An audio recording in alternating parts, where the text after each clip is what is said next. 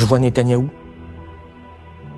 On peut réfléchir à 2 secondes pourquoi il y a un criminel recherché par la Cour pénale internationale qui est sur ma télévision, en fait. Bon, je pose sérieusement la question. Comment c'est possible?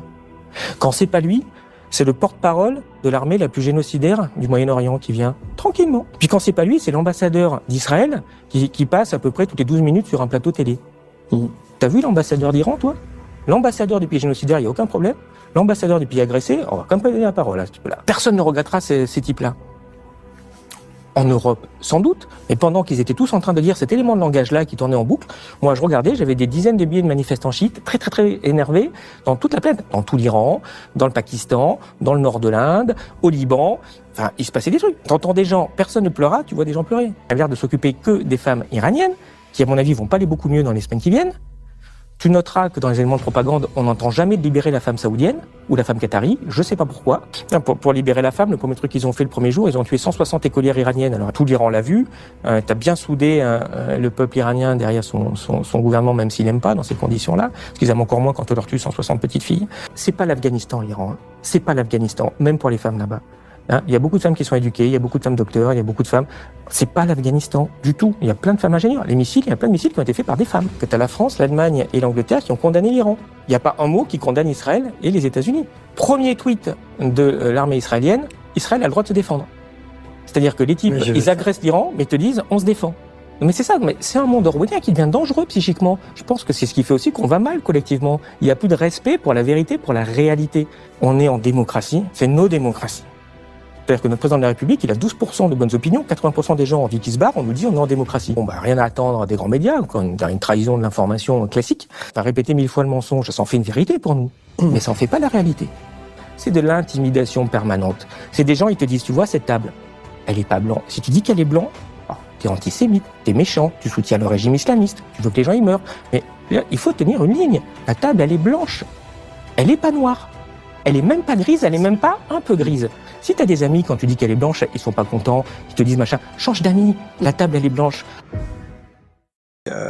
3 fois ces dernières années, je peux vous dire que c'est un pays assez fascinant, avec beaucoup de gens très intelligents, avec une réflexion à long terme, avec aussi un amour de la Palestine et de la cause palestinienne qui contraste avec le cynisme et l'impunité qu'on a ici en Europe.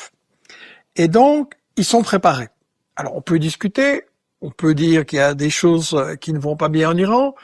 Je dois dire que quand j'ai discuté avec beaucoup de gens, on m'en a parlé aussi. Il y a beaucoup plus de discussions Ils sont sanguinaires ou pas sur ça. Mais il y a une chose qui unit presque tous les Iraniens, c'est qu'ils ne veulent pas de Trump, ils ne veulent pas de Netanyahou, ils ne veulent pas d'un régime colonial, parce qu'ils l'ont déjà eu. Ils ont déjà eu la dictature made in USA avec le Shah d'Iran, ça a été épouvantable, donc ils ont compris. Et la jeune génération, évidemment, a toujours plus d'illusions, on l'a pas vécu, mais là, les États-Unis sont en train de montrer qu'est-ce qu'ils font.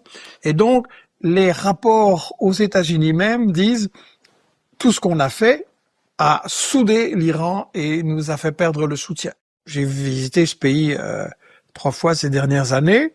Regardez ce communiqué surréaliste de Macron, Merz et Starmer. Ils appellent l'Iran à négocier. Explication.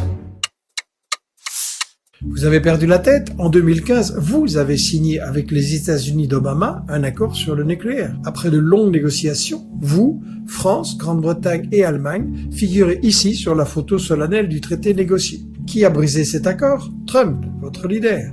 Qui ne respecte jamais sa parole? Les États-Unis et Israël. Cette semaine avaient lieu de nouvelles négociations Iran-USA. Selon le médiateur, on avançait. Qui a rompu les négociations?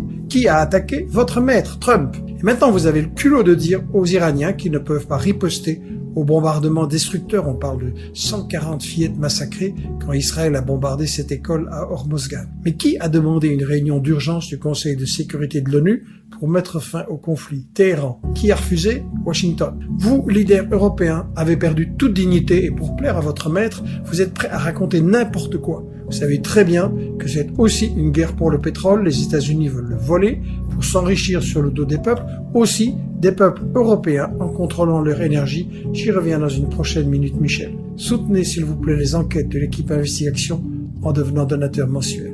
Merci.